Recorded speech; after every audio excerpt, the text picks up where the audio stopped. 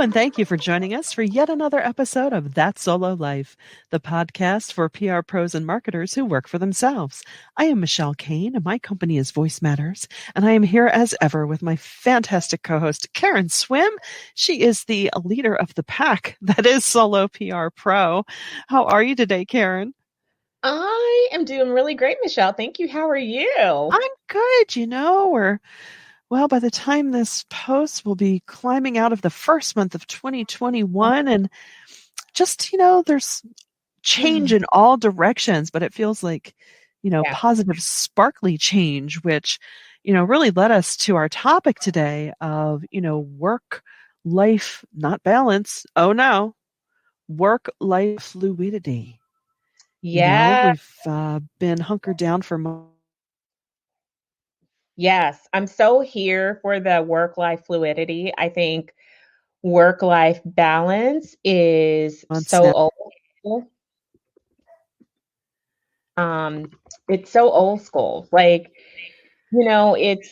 interesting. I read a Fast Company article that mirrored sort of what I was thinking internally and sort of have been moving to. It's that, you know, the old style of working, you came to work at 8 or 9 o'clock and you worked all day. And I think as, business owners, we all know that we don't have to do that, but we still fall into that system because we're mirroring what clients are doing.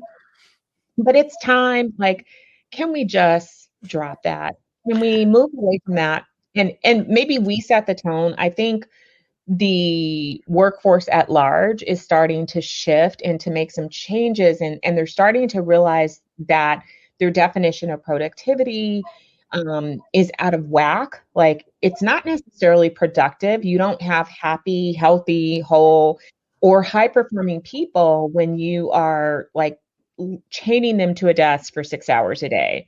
There's no time to do deep focus work, which is really what you hired them to do. I'm always like taken aback by the statistics that show how much of the workday people are actually spending on communications like email and Slack rather than doing the job that you actually hired them to do. So you pay talented people, like us. You pay your people to actually do strategy and to achieve your objectives, but then you invite us to, 22 meetings in a month. When are we supposed to Right. dig deeper? When are we supposed to sit Right. down and think through strategy? When are we supposed to be able to sit down and do the creative work that is, a part of what we do? It's after hours, and it's just a dumb system, and I am rejecting it in 2021. Right, right. I have this conversation with myself so often because, part of me is still ingrained in that mentality of, okay, I want to be at the desk when I'm available for my clients. But at the same time, like you say, and I think it also it falls into the area of, what comes, I'm going to say easy to us, not easy to us, but there's a reason why we do what we do for a living. It's because, yes, we do have an inclination to do it well. And with that comes a little bit of ease. A colleague of mine, actually a former business coach she's still a business coach, but I worked with her at the beginning, and I loved what she said. There's ease in your expertise. Like, lean into that. Don't run away from it. Anyway, sidebar. Ooh, that's good. Right? That's Right? good. Good one. Um, yeah. So sometimes, okay, yeah, if I can turn around and edit with relative ease, that doesn't mean that I don't need time, like you say, to do the deep thinking, the strategic thinking. That's not like, in my grumpier moments, I will say, I'm not McDonald's. Like, you can't just drive up to me and order fries and expect them to come out piping hot in 30 seconds. Like, communications doesn't work that way. Yeah. And I think it's that, as you say, it's that fluidity of making sure we have that time for the deep dive work that also aligns with when we're at our best.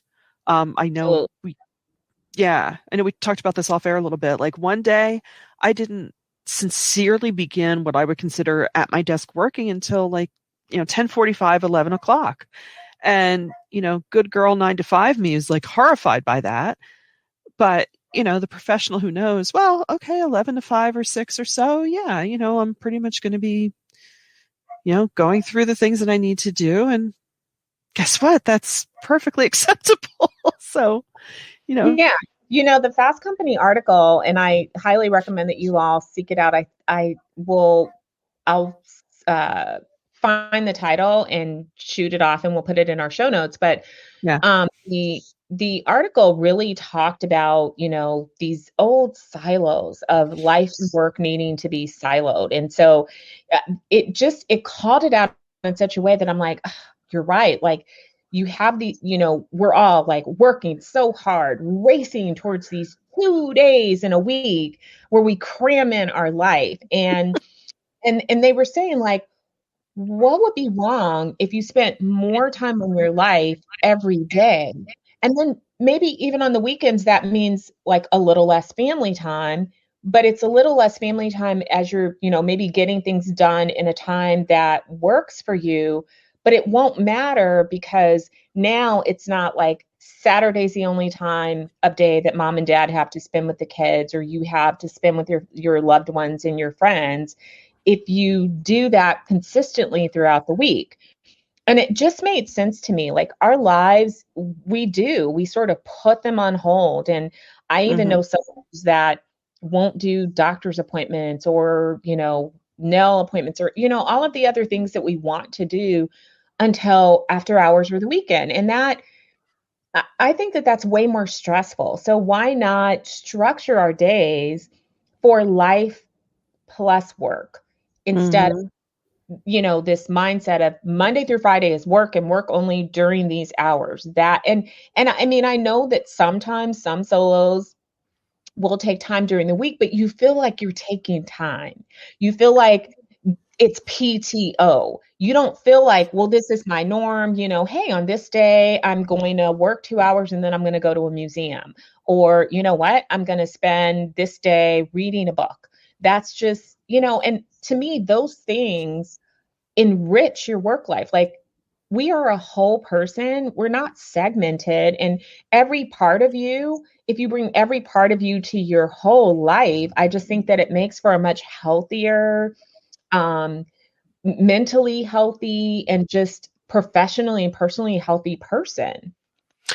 Absolutely. I agree 100%. And it is, I will also be honest and say it is one of the hardest things for me to do because you still have that feeling of, oh my gosh, I'm away from the office Yeah. for 2 hours and I'm not working. And what did I miss? Don't look at your email. No, I'm going to look at the email just to make sure I don't, because, partly sometimes the nature of our business is timely. Sometimes things will pop up that, someone might need right away, like, oh, can you handle responding to this review or, blah, blah, blah, blah. But, how often is that going to coincide with a regularly scheduled time for you? And I so agree, making that time to just read words written by someone else that aren't in a newspaper.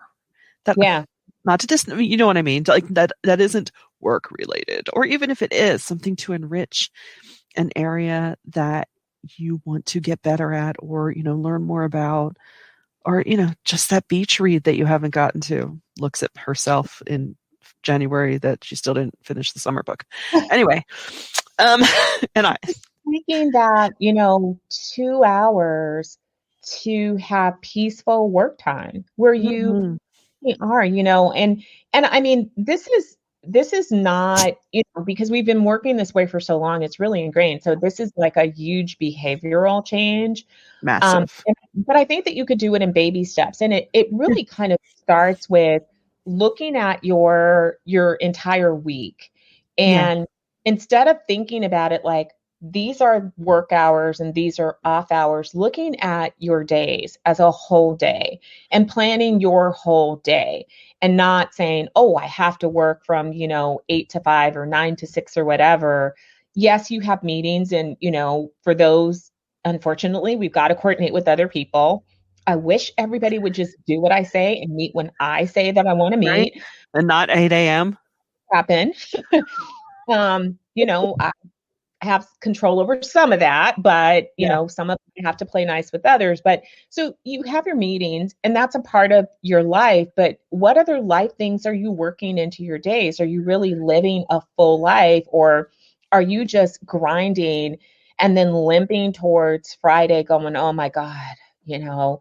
And then on Saturday, you're so tired that you could barely even enjoy the life that you set aside, you Yeah. know. And then for a lot of us, then you're working on the weekends too, because Yeah. you're trying to catch up because you didn't allow any of that during the week. So I Yeah. think it's first like really just kind of making that mental shift. Like, this is my whole day. I have 24 hours. We all have that same 24 hours. How am I going to plan my day around work and life and incorporating those things and not segmenting them? You know, try, you know, if it's hard for you, try picking one day of the week.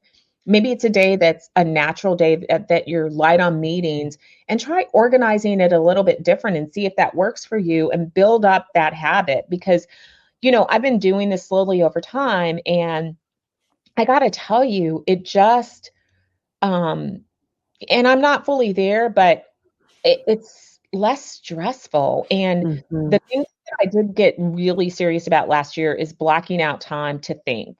Um, Hmm. Sometimes that means that I'm really not working on anything, but I am, because I'm thinking, you know, you have that time where it's like you're not on the phone, you're not reading emails, you're not, you know, working on, media. You're just sitting and you're allowing your mind to think, and you're thinking Hmm. through clients, you're thinking through, you're allowing yourself to be creative. I got to tell you, it's made a huge difference, because you start to see things like, during those quiet times, I can see like, oh, why am I doing it this way? This is a better way to do it. Or why am I adding all these extra steps? Hey, I could do this. Or, oh, hey, I just thought of a creative way to, solve this client problem. But we can't do that when we're like this all the time at our computers and just like, oh, Yep. God, oh, I'm on Zoom. I'm doing this call. Okay. Oh, got that deadline. Okay. I'm pitching the meeting. Did you pitch that guy? Oh, did that guy follow up? And I feel like sometimes guilty It's is, so true. It's you're so like, true. oh, the like the energizer running. Oh, okay, I'm doing that. Oh, yeah, I got that. Oh, Slack. Oh, okay, I'm on Slack. I'm on Skype. Okay, I'm over here. Yeah. Oh, forgot to do social media today. yeah. It's so true. When do you think? Yeah. It's so true. I mean, and we all fall prey to it, right? And even to pop back to what you said about, just, parsing out your week, because when you do grind like that, I know for myself, by Thursday or Friday, if I've been grinding it too hard and just making myself like, just do it, okay? Because you don't want to do this on Saturday. You find Yeah, yourself too tired to even deal with it. And guess what? You end up doing it on Saturday anyway. So take the time for yourself, even if it's, you know, try this, even if it's as simple as knowing that you should stand up once an hour. Like, take a yeah, walk around the house. I have found that that's when things will come to me of like, oh, right, I should really add that to that Facebook ad. Yeah, why didn't I think of that? Because like you said, you're sitting there like, making all the things happen, and it's not normal. And yet, yeah. we surely can't be alone in being the ones doing it to Well, ourselves. just try it. We promise you, we'll share some tools in the notes, because honestly, the other thing that this Fast Company article, and there's tons of studies on this, is that we are not very productive right now. Mm. This old, No, and so let that reality set in that, trying a new way can only help you, because the way that we've all been working is not working. It's right, broken. And right. so it is something that we can fix. And I mean, for me, I grew up with parents that were from the Midwest, and they were, I have that Midwestern work ethic instilled in me. So I feel a little bit like a hippie. And I always think, oh my God, if my mother was alive, she would think, what are you doing? Right, What right, are your work hours are what? You know, she would right. probably, what are you, what's going on? Yeah, guilty, guilty. Got that Quaker Pennsylvania German, like, Yeah. you must work, work, work. You're like, well, yeah, and or as my Yeah, my grandmother would say, like, when I was going to leave one of my jobs for another opportunity, she's like, but they were so good to you. I'm like, yeah, but that doesn't mean I have to stay forever. Yeah. Thank God we fixed. I thank God for the younger generation fixing that. Like, Yeah. no, you do not have to stay at a job until they give you a gold watch. Please do not do that to yourself. I'm like, oh yeah, I'm like, yes, and I appreciate that. However, guess what? Yeah, That's in the infamous words of Don Draper, that's what the money's for. Anyway. But it's yeah, I mean it can be a really tough habit to break, but the one, not that you hate to say there are good things that come out of a pandemic, but I think any trial you can learn things. And I think if anything, it is teaching some segments of corporate America that, yeah, chained to a desk all day, not necessarily the most productive way. And yes, you can trust your internal employees to accomplish their daily work. And it doesn't have to be, being a desk jockey all day, you know?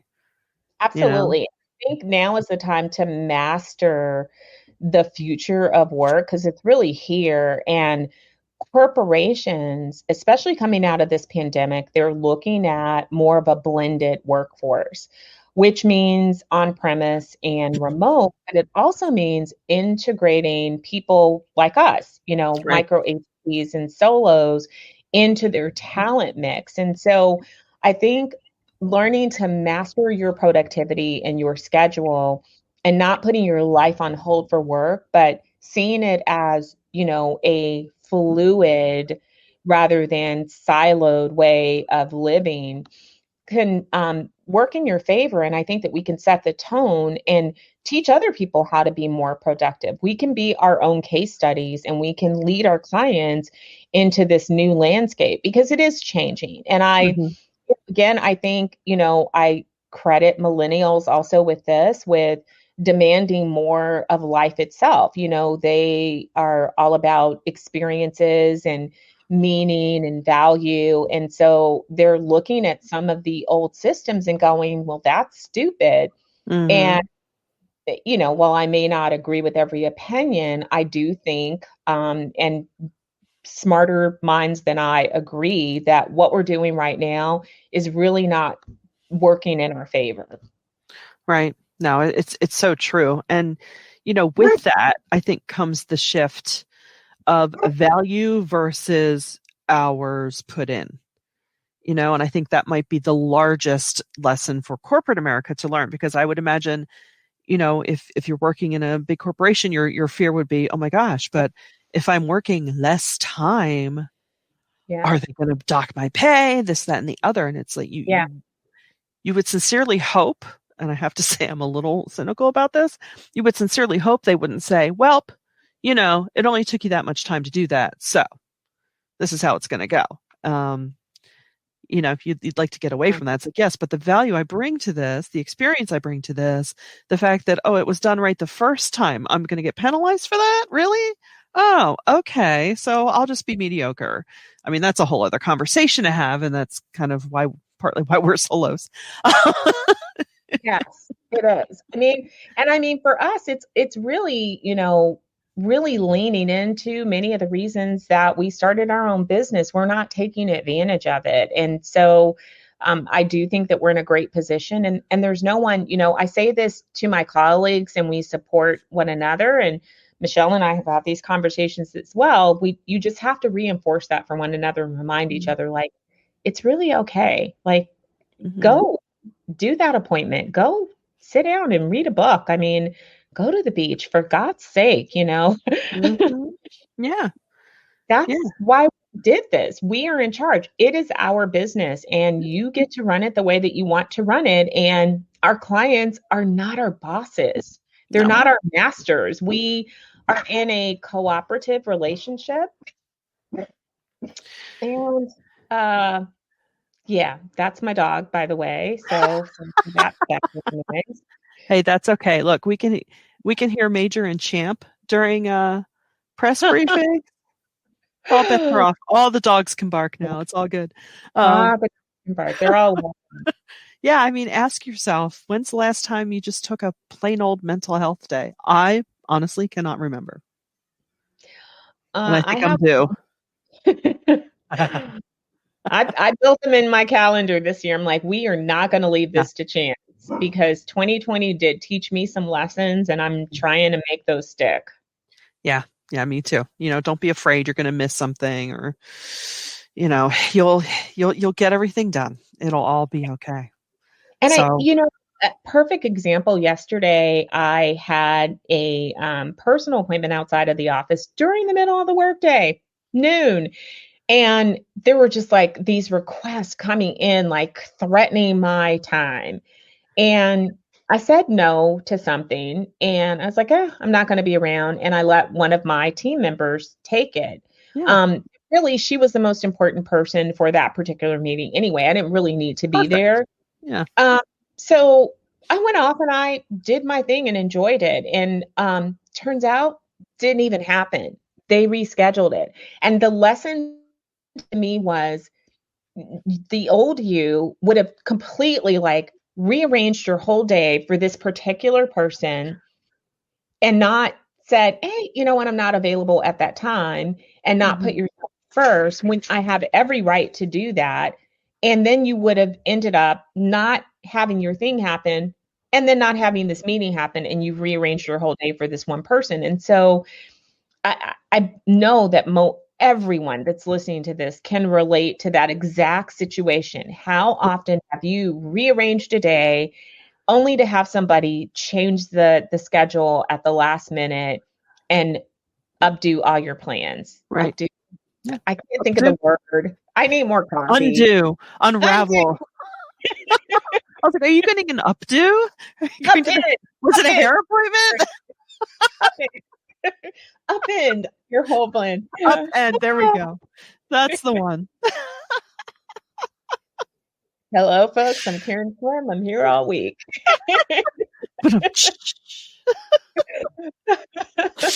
Oh my goodness. Oh my goodness. But yeah, we just encourage you, if we could leave you with one thing, just take one day out of your week next week. Take a look at it. Try and incorporate something that will make you, and you know what? Here's the thing.